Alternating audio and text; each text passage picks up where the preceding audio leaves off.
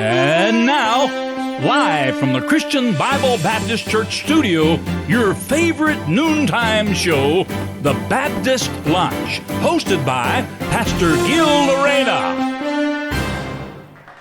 Amen! Muli po, magandang hapon po sa inyo pong lahat at welcome to another episode of new atin pong show, The Baptist Lunch, yung tanghalian po natin na show na programa at ngayon po ay pag-uusapan natin, itutuloy po natin yung atin pong pag-aaral patungkol po sa mga basic doctrine. Yan po yung the Trinity. Ito po yung paniniwala po natin na sabi ko nga, napakarami pong mga tao at mga grupo ng pananampalataya na hindi po ito pinaniniwalaan at sila po ay against, inaatake at kung ano-anong mga binabanggit. Pero ngayon pong hapong ito at sa mga susunod pa po natin na pag-aaral, ito po ay patutunayan natin na ito po ay nasa Biblia. At maliwanag po na itinuturo po ito sa Biblia. At yung nakaraan na pag-aaral po natin, napansin nyo po na karamihan po ng ibinigay ko po sa inyong mga talata ay nasa Old Testament. Ano po?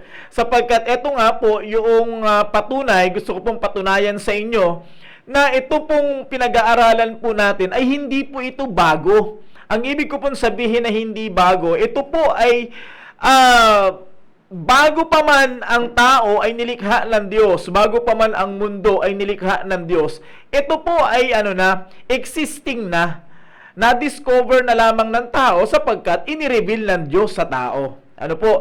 Pero hindi po natin pwedeng pag-usapan o pag-aralan yung Trinity na hindi po natin matatouch yun pong nature ng Diyos or yung mga sabihin po natin na kalikasan ng Diyos. Ano po? Now, uulitin ko po, dadahan-dahanin ko po yung pagsasalita para masusundan nyo po ako sapagkat medyo komplikado po ito.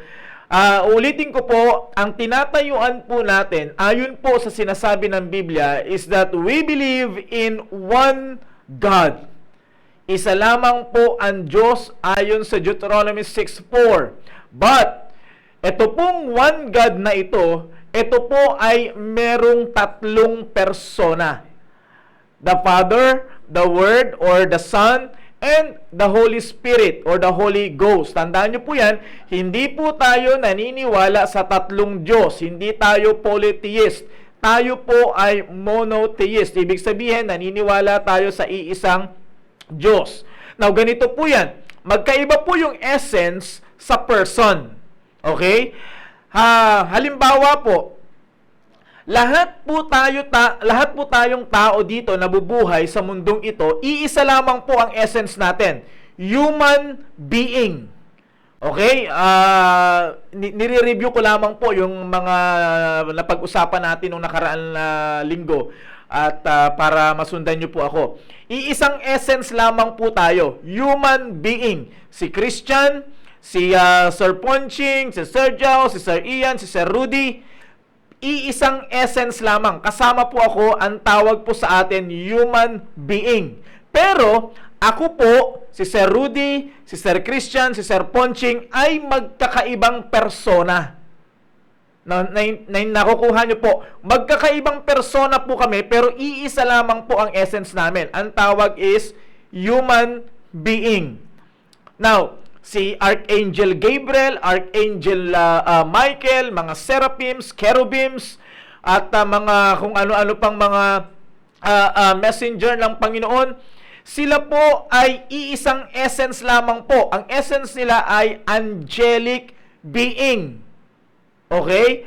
Pero magkakaibang persona po sila. Iba ang persona ni Archangel Michael, iba ang persona ni Archangel Gabriel. Okay? Now, ganun din po sa Diyos. Iisang essence lamang po ang Diyos. Supreme being. Pero magkakaibang persona po sila. The Father, the Word, or the Son, and the Holy Spirit. So, I hope nasusundan nyo po ako. Nakukuha nyo po yung kaibahan ng person at saka essence. Okay? So, naniniwala po tayo sa iisang Diyos, co-equal, co-powerful, at pantay po sila. Wala, siguro naman narinig ninyo yung mensahe ng ating mahal na pastor kahapon. Ano po? Wala pong junior God. Wala pong lesser God. Pag sa Biblia po, pag sinabing mighty God, alam na po yan ng mga Hebrew. El Gibor. Yan po yung kanilang title. El Gibor. Pag sinabing El Gibor, whether mighty or almighty, iisa lamang po yan. Makapangyarihan sa lahat. Diyos lamang po ang meron title na ganyan. Okay? So, hindi po magkaiba yung mighty at saka almighty. Okay? So, I hope nasusundan niyo po ako. Now, dito po sa pag-aaral po natin about the Trinity, binabanggit ko po sa inyo nung nakaraan na sa umpisa pa lang, sa Book of Genesis pa lang, ay napansin na po natin at nakita na po natin that God is always using or the Bible is always using a plural noun with a singular verb. Sapagkat, sabi ko nga po sa inyo, by word study, ang laging ginagamit sa unity ng Panginoon is the word echad. Kung naaalala nyo po yan, ano po? Yung word na echad, ang ibig sabihin po niyan ay one in unity. Katulad po yan ng isang mag-asawa. Diba? Anong sabi ng Biblia? Male and female created he them, and then ang sabi ni Adam, this is now bone of my bones and flesh of my flesh, she shall be called woman, for she was taken out of man. And then ang sabi ng Biblia, therefore ay iiwanan niya yung kanyang nanay at yung kanyang tatay, and the two flesh, yung dalawang flesh, shall become one. Okay? Yung dalawa ay magiging isa.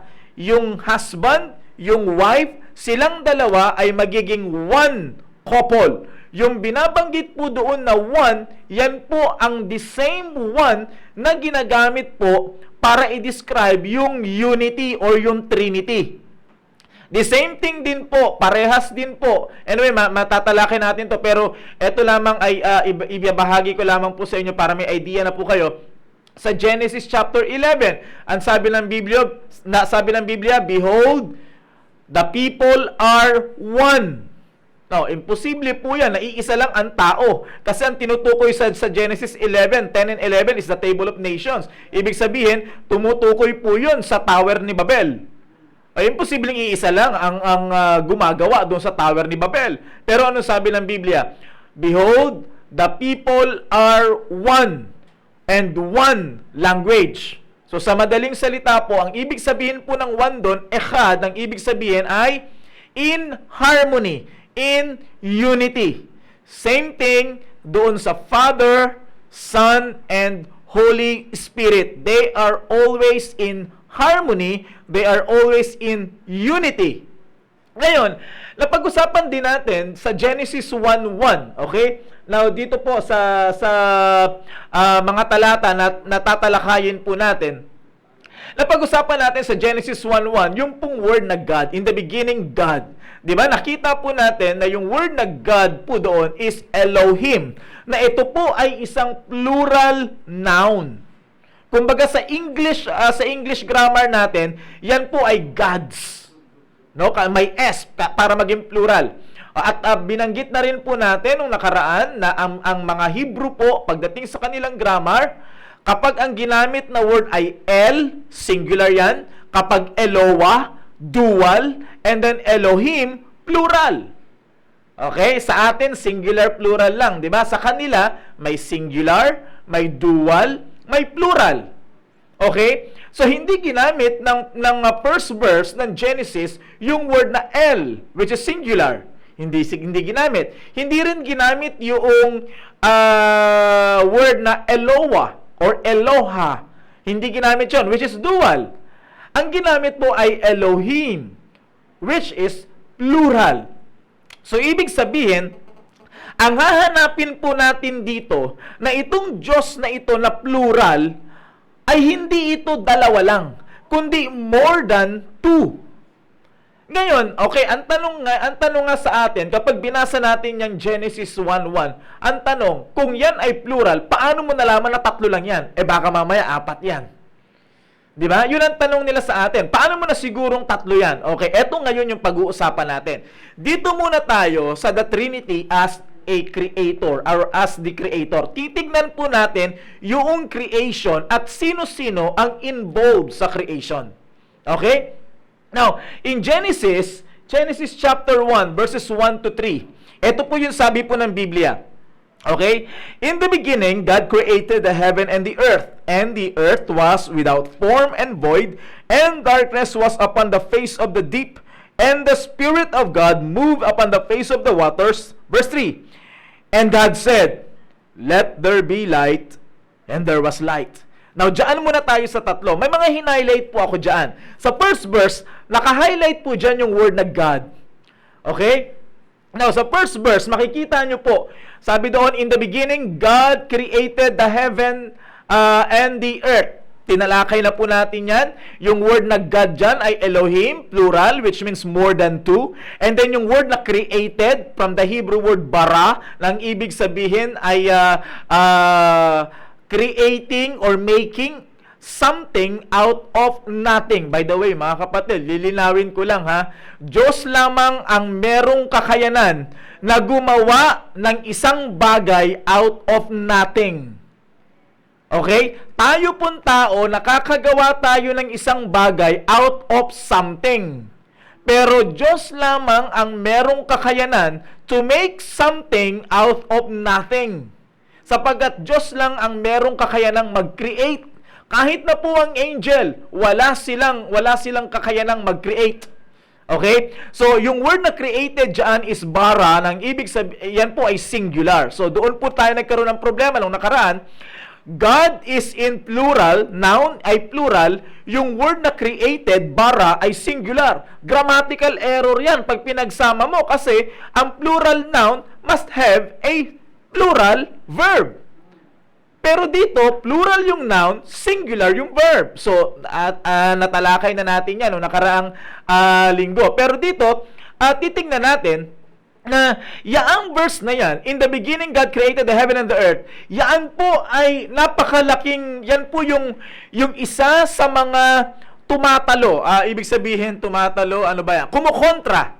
At yan po yung kumukontra doon po sa tinatawag sa paniniwala ng mga evolutionist. Alam niyo po ba na kahit na po ang science ay hindi po nila kayang sagutin itong life's basic questions? Where I came from? What's the purpose of my existence? And where I am going? Pero alam niyo po, yung tatlong questions na yan sa buhay ng tao, sinasagot lamang po yan ng isang statement sa Bible. Genesis 1:1. Saan ako nanggaling? Sabi ng Biblia, God created the heaven and the earth. So, ibig sabihin, lahat-lahat ng nasa langit at lupa, nilikha ng Diyos. Kung saan ako nanggaling, natural, nanggaling ako sa Diyos. What's the purpose of my existence? So, therefore, dahil ang Diyos ang lumikha sa akin, the purpose of my existence is to glorify the Maker. Kung sino yung lumikha sa akin. At saan ako nanggaling? Supposedly, or saan ako patutungo? Supposedly, dapat sana, okay, ayon sa original plan, dapat sana kung ako man ay aalis, ang patutunguhan ko ay doon pa rin sa nag-create sa akin. Dapat sana. Okay? But of course, syempre, nagkaroon tayo ng kasalanan, kaya yun ang nagiging problema po natin. So, ito pong Genesis 1:1, this is the summary of the whole creation account, in which, sabi ko nga po sa inyo, even some of the top scientists ng mundo, at kahit na po si Darwin, ay hindi po niya nasagot itong life's basic questions. Pero ito po ay sinagot lamang ng first verse na nakasulat po sa Biblia. Okay? This is the summary. Ito na po yung pinakabuod ng creation account. Okay, that's verse number 1. Tingnan natin sa verse number 2. Okay. Ang sabi sa verse number 2, and the earth was without form and void, and darkness was upon the face of the deep, and the Spirit of God moved upon the face of the water. Now, tingnan nyo po kung sino ang personang present dito. It's the Spirit of God. Okay, nandito po yung Spirit of God. Now, ano ang ginagawa nitong Spirit of God? Ang sabi ng Biblia ay move. Now, ano po itong implication ng salitang move. Now, the word move, ayon po sa mga lectionographer, especially kay Dr. James Strong, doon po sa Hebrew 73:63, yan po ay galing sa salitang Hebrew na rakhap. Nang ibig sabihin po ng rakhap is to brood. Okay? Ano yung brood? Hindi yan kape. To brood, it means parang ganito. Yan, nakaupo, relax. Ganyan. Brood. Yan, nakaganyan. Yan yung ibig sabihin po ng brood. Pero, tandaan nyo po, teka muna, paano mangyayari na yan ay relax, samantalang yung word na ginamit sa Genesis 1:2 ay move. Ito ay verb, action word. Okay, now tingnan natin ngayon kung anong masasabi ni Paring Webster noong 1828. Ano ba talaga ang ibig sabihin ng brood? Okay? Ayon kay Merriam-Webster Dictionary noong 1828, brood means to sit on or incubate, na parang naglilimlim ng itlog. Okay? It means to produce by or as by incubation, to hatch. Okay, ang ibig sabihin basically ng to brood, it means yung magpuproduce ng isang buhay. Sa madaling salita, naglilimlim. Siguro naman nakakita na kayo ng manok na naglilimlim, di ba? Okay? Now, of course, bago siya maglimlim, kinakailangan muna niyang mangitlog. So, ang ginagawa niya, inuupuan niya yung itlog, and then para ito ay mainitan at ito ay magkaroon ng buhay. Sapagkat yung itlog na yon, kapag hindi yun nalimliman, bugok yun. Naunawaan niyo po? Which means, pag sinabi pong the Spirit of God move upon the face of the waters, the Holy Spirit is producing something. At ano yung kanyang pinuproduce? Life. Buhay. Okay? Katulad yan, sabi ko nga sa inyo, binigyang halimbawa yan ng isang inahing manok kung paano niya nililimliman, kung paano niya pinipisa yung kanyang mga itlog. So, ang banal na espiritu po ay nagpuproduce. Now, nagpuproduce po ng buhay. Tingnan nyo po yung ibang mga talata na sinabi po ng Biblia. Okay? Dito po sa Job, chapter 26, verse number 13, sabi ng Biblia, by His Spirit, yung His doon ay God, by God's Spirit, ganyan, He hath garnished the heavens. His hand formed the crooked serpent. Ano ang ginagawa ng Espiritu ng Diyos? Garnished the heavens. Alam niyo po kung ano ibig sabihin ng garnish? It means to polish, to brighten. Sa madaling salita, to beautify. Yung heavens. Sa madaling salita, as far as the creation of heaven is concerned, may kinalaman yung banal na espiritu. Okay? Now, sundan nyo po ako. Pagdating, kanina, binasa natin sa Genesis 1:1, in the beginning, God created the heaven and the earth. Now, yung God doon ay plural. Okay? Ibig sabihin, pag sinabing plural, it is more than two. No? Sa Hebrew yan kasi dito sa atin sa English grammar, it's more than one. Pero sa Hebrew, it's more than two. Okay? Ngayon, patutunayan ngayon natin na kung sino-sino yung mga persona na involved doon sa Genesis 1:1. Dito, ang sabi ng Biblia, nandiyan yung Spirit. He hath garnished the heavens. Ano pa? Another one in Job, sabi ng Biblia, Job 33 verse 4, the Spirit of God hath made me. Sino ang lumikha or gumawa kay Job? The Spirit of God. And the breath, now the word breath means wind, nakatulad din po yan, synonymous po yan sa salitang Spirit. The breath of the Almighty hath given me life. Sino nagbigay ng buhay? It's the breath of the Almighty. The breath of the Almighty is also equivalent to the Spirit of God. The Holy Spirit, the Holy Spirit. So sa madaling salita, makikita niyo po dito, ang lumikha sa Kanya is the Spirit of God. Now, so dito, makikita na po natin, may conclusion na po tayo. Okay, so sa madaling salita, ang isang present, doon sa God na plural is the Spirit. The Holy Spirit. Sa makatuwid, kung ang Holy Spirit ay kayang mag-create, the Holy Spirit must be a person. Hindi lamang siya basta't force. Hindi lamang siya basta't power. Kundi siya po ay person sapagkat kaya niyang mag-create. Okay? Tandaan niyo po, ang meron lamang kakayanang mag-create ay Diyos. Okay? Ulitin ko, ang meron lamang kakayanan na mag-create ay ang Diyos. Human being, angelic being, ay walang kakayanan na mag-create. Diyos lang ang pwedeng mag-create. Siya lamang ang merong kapangyarihan to make something out of nothing. Okay. Now, isa pa, tignan pa natin uli yung balik tayo doon sa atin pong talata. Yan yung sa Genesis 1:2. Tignan natin yung Genesis 1:3. Okay.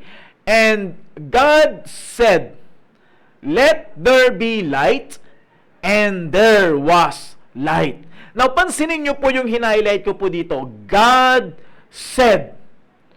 Okay. Now, sino yung God na tinutukoy dito? Makikita nyo po na yung word na God dyan ay kahit na po mga Jewish scholar nagsasabi, it's the Father. Okay, sige, given yan. Pero pansinin nyo po yung ginawa nitong God. Ang sabi niya ay said. Meron siyang sinabi. So itong Diyos na to ay merong sinabi. So kapag meron siyang sinabi, merong lumabas na boses. Pag merong lumabas na boses, merong lumabas na word. Okay, sundan niyo po ako. Yung Diyos, sabihin na natin, yan yung Father, meron siyang sinabi. Ano yung sinabi niya? Let there be light. At anong nangyari? And there was light. So, nung ang Father ay nagsalita, merong lumabas na boses. Now, sa Bible po, especially in the Old Testament, ang dami nyo pong mga talata na mababasa na praise na the voice of the Lord. Now, tingnan po natin. The voice of the Lord or yung boses or the word of God, makikita nyo po na involved pa rin sa creation. Okay, tignan natin ha. Teka muna, paano nangyaring involved sila? Diyos nga, yung Father na nga nagsalita lang. Pero hindi yung salita ang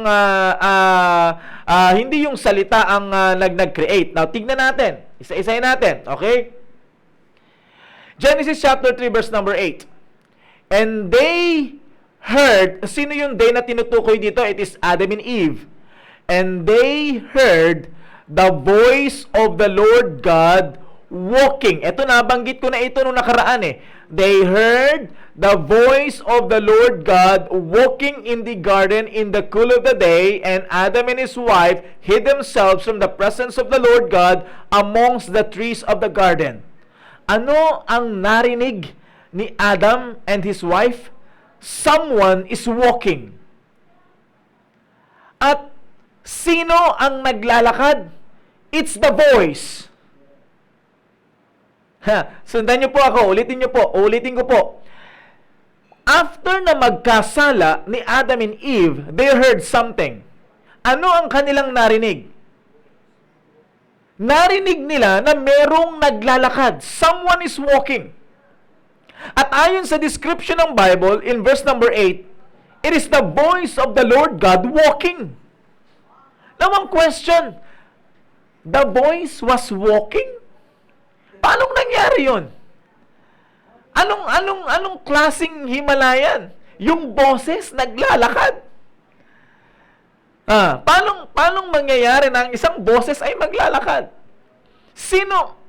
By the way, ako po ay habang nagsasalita po ako dito, meron pong lumalabas na boses. Pero yung boses ko po ay hindi naglalakad.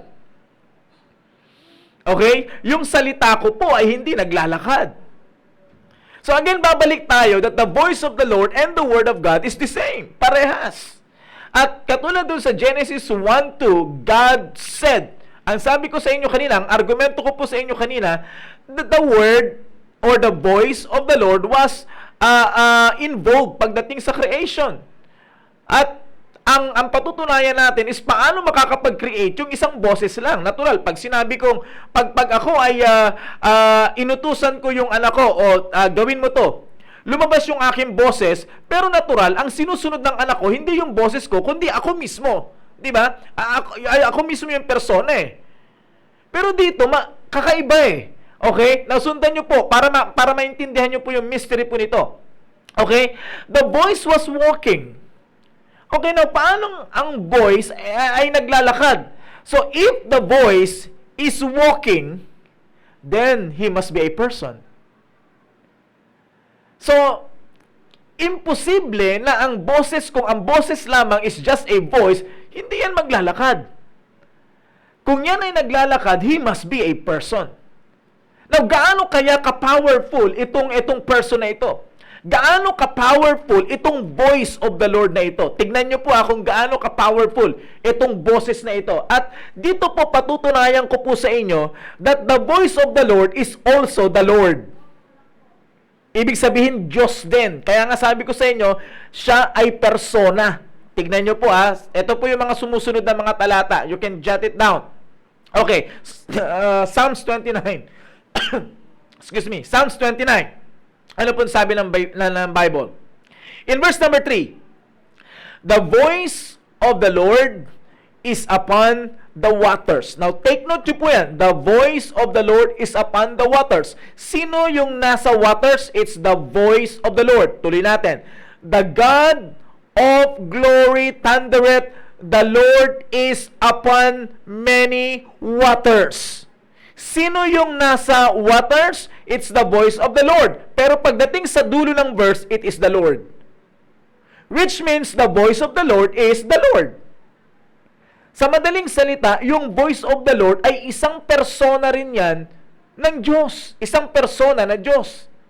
Now, yung Lord na tinutukoy po dito is, ito yung pinag-aralan natin yung nakaraang linggo, Yod-Heh-Vav-Heh, which is sa British, yung Jehovah. Or sa Hebrew is Yahweh. Okay? Sa madaling salita, yung voice of the Lord na narinig ni Adam and Eve na naglalakad, siya rin ay Yahweh. Siya rin ay totoong Diyos. Okay, tignan pa natin. Verse number 4. The voice of the Lord is powerful. Full of power.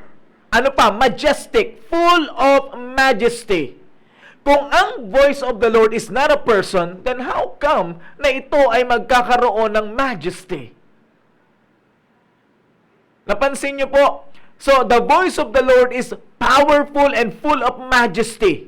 Isa pa, tingnan niyo po, para patunayan natin that the voice of the Lord is also Jehovah. Psalms 29 pa rin po ito, verse 5. The voice of the Lord breaketh the cedars. Tandaan niyo po yan breaketh the cedars. Yea, the Lord breaketh the cedars of Lebanon. Nakita niyo po, sa unang phrase, sa unang sentence, ang nagbi-break ng cedars is the voice of the Lord. Pero yung sa pangalawa, ang sabi doon, si Jehovah na ang nagbi-break ng cedars. Sa madaling salita, the voice of the Lord is also Jehovah. Okay? Verse 6, He maketh them also to skip like a calf, Lebanon and Syrian like a young unicorn. Verse 7, the voice of the Lord divided the flames of fire. Kaya niyang i-divide yung apoy. Okay? So, madaling salita, nakikita niyo po yung person. Okay, verse 8. The voice of the Lord shaketh the wilderness. The Lord shaketh the wilderness of Kadesh. Napansin nyo ba? 3 times po dito sa Psalms 29 na yung voice of the Lord was associated with the Lord. And the voice of the Lord ay siya rin yung Lord, Jehovah. Okay? So, dito makikita nyo po that the voice of the Lord shaketh the wilderness. Pero, sa mga sumunod na talata, ang nag-shake ng wilderness is Jehovah, the Lord. Which means, the word or the voice of the Lord is also Jehovah. Verse 9, the voice of the Lord maketh the hinds to calve. Yung hinds, ito po ay infant. At yung calves, yung guya, yung lumalaki. So, ibig sabihin, siya ang merong kakayanan para palakihin yung isang hayop. Mula sa infant para maging guya. And discovereth the forest, and in his temple that everyone speak.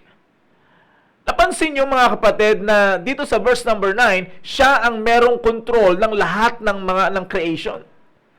So, very powerful itong voice of the Lord. Kanina nakita natin yung Spirit of the Lord na involved siya pagdating sa creation. Ang sabi ni Job, the Spirit of God hath made me. The breath of the Almighty hath given me life. Sinabi rin ni Moses doon sa book of Genesis that the spirit of God ay nagbo-brood, move. Ibig sabihin parang naglilimlim to produce life. Katulad ng isang inahing manok, nililimliman niya yung itlog para makapag-produce ng buhay.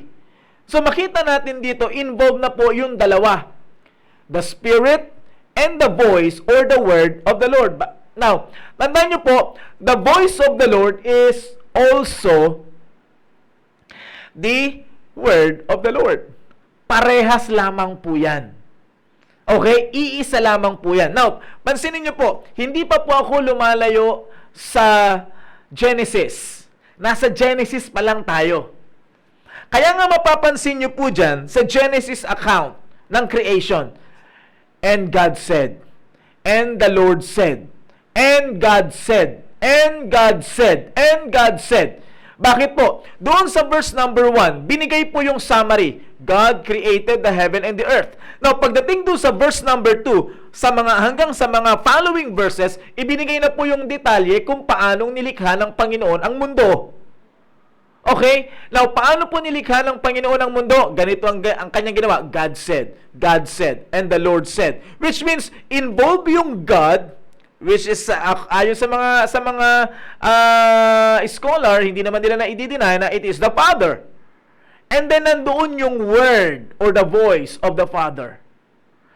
At nakita natin dito na very powerful yung voice ng Panginoon, yung voice of Jehovah, the voice of Yahweh. Okay? The word of Yahweh, the word of Jehovah. Napaka powerful nito. Nakita natin yan sa Psalms 29 na very powerful at yaan yung narinig ni Adam and Eve na naglalakad doon sa garden in the cool of the day. So napaka-powerful at bahagi siya or kabilang siya, involved siya sa creation. Now, tignan natin, if Old Testament is just a shadow, tignan natin ngayon yung pinaka-substance. Tignan natin sa New Testament. Anong kinalaman ng Word of God pagdating sa creation? Now, tingnan po natin. Hebrews chapter 11, verse 3. Through faith, we understand that the worlds, take note, worlds were framed by the Word of God. So that things which are seen were not made of things which do appear. Ano ang nag-frame? Ano ang nag-outline? Ano ang nagpatibay? Ano ang nagbigay ng strength sa mundo or sa mga mundo? It's the Word of God. Ang salita ng Diyos. Sinabi po, nasa New Testament na po yan. Napakalayo na po from creation hanggang doon sa Book of Hebrews. Kung tama ang computation ng maraming mga scholars, ang Old Testament ay more or less 4,000 years. So napakahabang panahon. Sabihin na natin 4,000 years. Mula nung creation hanggang etong Book of Hebrews. Akalain niyo po mga kapatid, mismong yung author o yung writer ng Book of Hebrews, alam niya na sa pamamagitan ng pananampalataya, mauunawaan mo na ang lahat-lahat sa mundong ito may kinalaman ang salita ng Diyos. Yan ay kung ayon sa pananampalataya. Pero bakit maraming tao ang hindi sila naniniwala na ang salita ng Diyos ay bahagi sa creation? It's because wala silang pananampalataya. Ganun lang kasimple, di ba? Through faith, we understand. So pag hindi mo na-understand, wala kang faith. Ganun lang kasimple. Bakit hindi nila matanggap na ang salita ng Diyos ay isang powerful person? It's because wala silang faith. Bakit hindi nila matanggap na itong voice of the Lord, itong word of God ay naglalakad? It's because wala silang faith.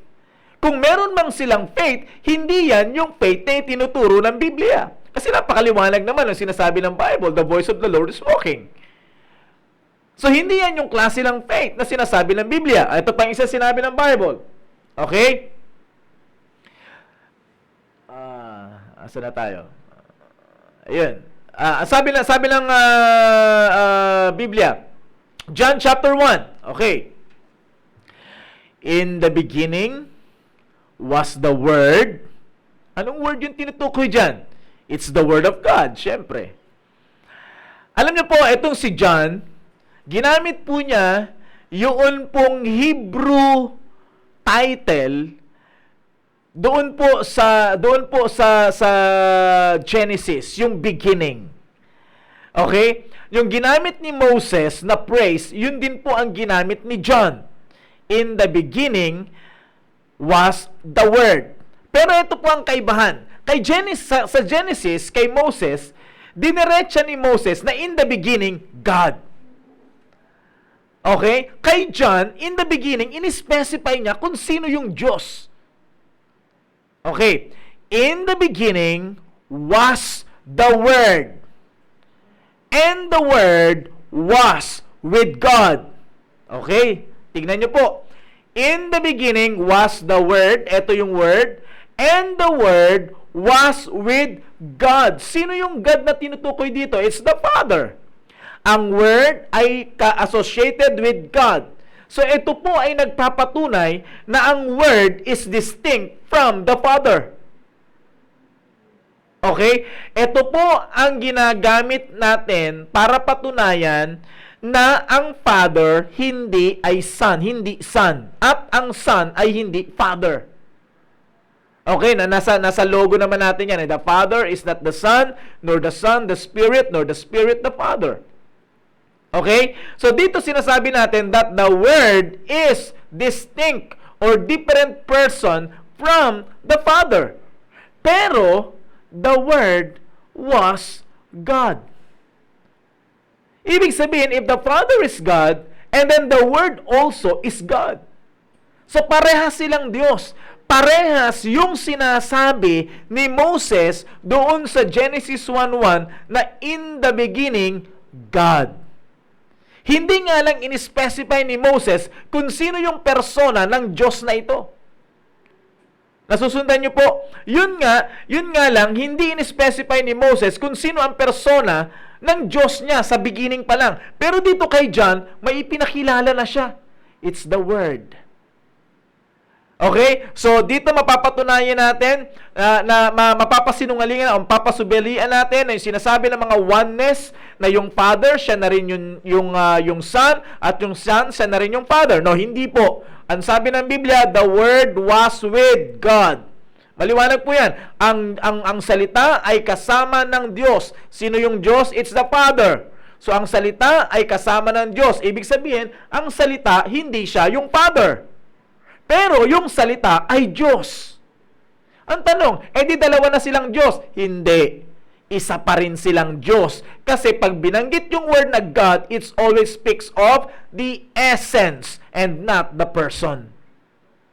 Okay, ulitin ko po. Dito, ilang kami dito? 5 kaming tao dito. Pero as far as essence is concerned, iisa lang ang human being. Okay? Si Sir Ponching, human being. Si Sir Christian, human being. Ako, human being. Bawat isa sa amin ay one human being, pero magkakaiba kami ng person. So, kapag binanggit mo ng Biblia yung word na God, it always speaks of the essence. Pag sinabing, Thou art the only God, it speaks of the essence. Isa lang talaga ang Diyos. Wala lang iba. Isa lang talaga ang Diyos. Pero again, inuulit ko po, this one harmonious God ay merong 3 persons. Okay, in the beginning was the Word, and the Word was with God, and the Word was God. The same was in the beginning with God. Sino yung the same? The word the same means equal. The Word, in the beginning pa lang, is equal with God. Parehas nung sinasabi sa Philippians chapter 2. Though He was in a form of God, thought it not robbery to be equal with God. Bakit? Sa beginning pa lang, they were the same with God. Bakit? Yung Word ay God. Sana nasusundan niyo po ako. Okay? Pagdating sa verse number 3, as far as creation is concerned, di bale sa mga susunod na pag-aaral natin, mababalikan po natin yung mga talata na yan. Verse number 3, all things were made by Him. Creation. All things were made by Him. Sino yung tinutukoy na Him? It's the Word. Again, hindi pa natin pinapangalanan kung sino yung Word na ito. We are just speaking of the voice, the Word. Na itong Word na ito from the beginning, kasama na ng Diyos na binabanggit ni Moses sa Genesis 1:1. Okay? Pero dito po sa John 1:1 ay in-specify ngayon, binreak down ngayon ni John kung sino yung mga persona ng Diyos na ito in the beginning pa lang. At ang sabi ng Biblia, verse 3, all things were made by Him, that is the Word, and without the Word, without Him, was not anything made that was made. Okay? Sa madaling salita po, ang Word ay bahagi po or kabilang siya sa naglikha ng lahat ng bagay, including men. Tingnan niyo po sabi ng Biblia. In Him, sino yung Him? It's the Word. Was life. Ang nasa Kanya ay buhay. Naalala niyo po yung sinabi ni Job? The Spirit of the Lord hath made me, and the breath of the Almighty hath given me life. Teka muna, ang sabi mo, ang life ay nasa Word of God. Tapos sinasabi ni Job na ang life, ang nagbigay sa kanya ng buhay, ay yung Spirit of the Lord, the breath of the Almighty. Sinabi rin niya ni Moses, na sabi ni Moses na, and God breathed unto his nostrils the breath of life, and man became a living soul. So, paano ngayon yan? Ang buhay ba nasa Spirit o nasa Word? Both. Parehas. Bakit? Iisa silang Diyos. Sabi ko nga po sa inyo, iisa lang ang pwedeng magbigay sa atin ng buhay. God. Wala na pong iba. Siya lang ang merong kakayanan na magbigay ng buhay. Tignan nyo pa. In Him was life. And the life was the light of men. Naalala nyo po doon sa Genesis 1, verse number 3, sa binasa natin kanina, and God said, let there be light. Nakanino yung buhay? Nasa Word. At yung buhay na yan was the light of us. Tayo pong tao. You see, now mga kapatid, tignan nyo po. Mapapansin nyo po dito mga kapatid na ang tao po ay kasama sa nilikha po ng Diyos. Now, para hindi po tayo malito. Sa Genesis chapter 1 verse number 1, sinabi po ng Biblia doon yung word na God. Okay? Sinabi ni Moses, in the beginning God. Dito naman kay John, in the beginning was the Word. Pero yung Word ay God. Now, ang kaibahan po ni Moses at saka ni John is that si Moses, ibinigay niya yung essence. Kung sino yung in the beginning, nandoon na. Kay John naman, i-specify niya yung person. Kung sino yung persons na in the beginning, nandoon na. Nakukuha niyo po, pero parehas po sila ng sinasabi na ang Diyos ay nandoon na from the beginning pa lang. At involved sila sa tinatawag po nating creation. Actually, napakarami pa mga verse niyan para patunayan. Pero dito ko lamang po binabato palagi yung lesson natin para maisa-isa po natin. Tandaan nyo po, mostly, napansin nyo po, mostly ang ginagamit ko pong mga talata, bukod sa Hebrews at John, ay puro nasa Old Testament. Okay? Kaya nga sabi ko nga po sa inyo, it is a series of lesson at medyo nakakalito lang siya ng konti, pero kapag nasundan nyo po yung lesson, napakadali. Napakasimple. Basta tatandaan nyo palagi, as far as essence is concerned, one God. As far as person is concerned, three person. Pag may nagtanong sa inyo, ilan ba ang Diyos? Isa. Paano mo nalamang isa ang Diyos? Deuteronomy 6:4. Hear, O Israel, the Lord our God is one Lord. One Lord. 5 times na inulit po yan sa New Testament. Eh bakit sabi mo, the Father is God, the Holy Spirit is God, the Son is God? Eh tatlo na yan. No, hindi. Ang binabanggit mo ay person, hindi essence. So, ilang person? 3. 1 John chapter 5 verse number 7. For there are 3 that bear record in heaven, the Father, the Word, and the Holy Ghost, and these 3 are one. Eh sabi mo tatlo, ilan ba talaga ang Diyos? Deuteronomy 6:4. Paikot-ikot lang. Circular argument lang po yan. Di ba? Basta't pag tinanong niya kung ilan ang Diyos, isa lang. Pero pag tinanong niya kung ilang person, tatlo yan. Again, it's a matter of essence and person. Yun po, doon po nalilito yung marami. Ang equation nila, Father, one. Son, one. Holy Spirit, one. Tapos pinlas. Eh, hindi po ganun. Ano po, parang ganun din po tayo sa atin pong tao. Sabi ko nga po sa inyo, ako, one person. Si Christian, one person. Si Sir Ponching, one person. Pero pare-parehas kaming human being. Iisang essence lang namin, human being. Pero magkakaiba kami ng person. Okay? So I hope na nasundan nyo po yung atin pong lesson. Itutuloy pa po natin yan, yung lesson po natin about the Trinity.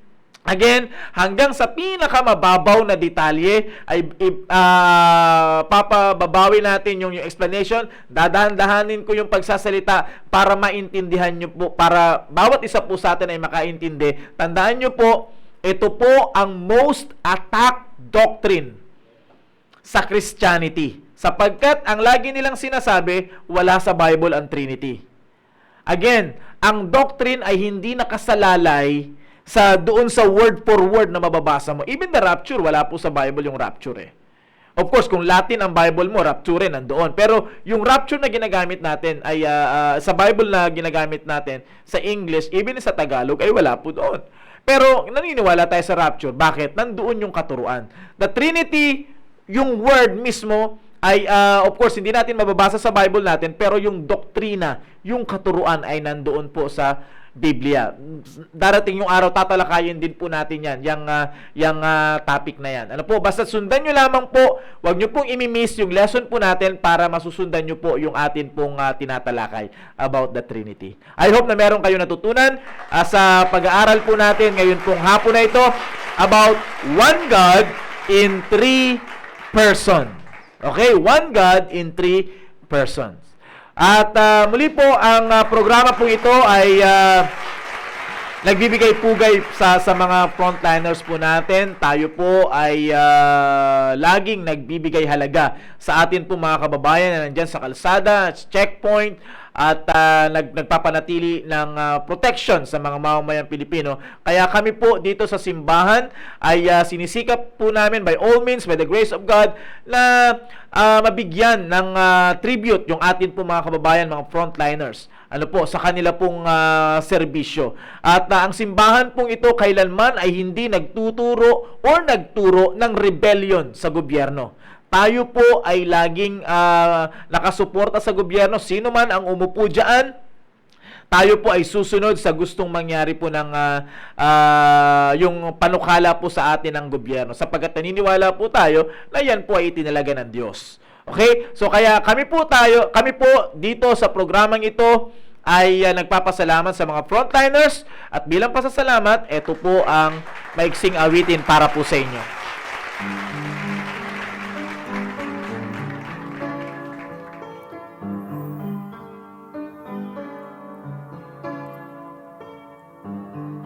See older wounded,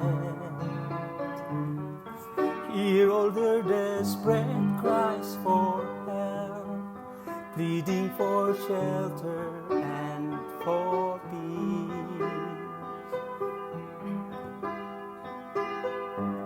Our comrades are suffering. Come, let us meet them at their need.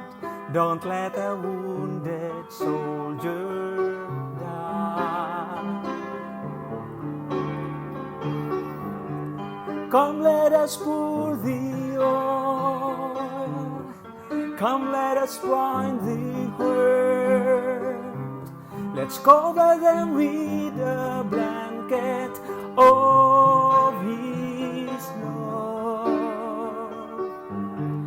Come, let us break the bread. Come, let us give them rest. Let's minister healing to them. Don't let another wounded soldier die.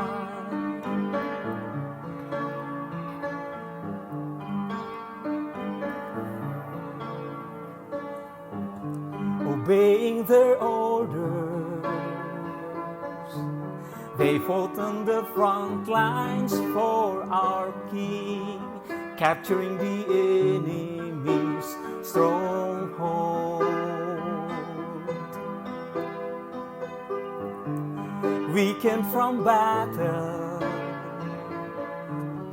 Satan crept in to steal their lives. Don't let a wounded soldier die. Come, let us pull the oil. Come, let us bind the hurt. Let's cover them with a blanket of His love. Come, let us break the bread. Amen. Muli po kami nagpapasalamat sa mga taga-subaybay po natin, sa mga nakikinig, nanonood o naabot ng tinig po na ito. Maraming salamat po. Magkita-kita po muli tayo bukas para po sa another episode po ng The Baptist Lunch. At bukas maganda po yung tatalakay ng ating mahal na pastor. At itutuloy po yung programa po nila, no, na nabitin nung Tuesday ata yun. Kaya magkita-kita po tayo. Maraming salamat po. God bless you and stay safe. Don't let another wounded soul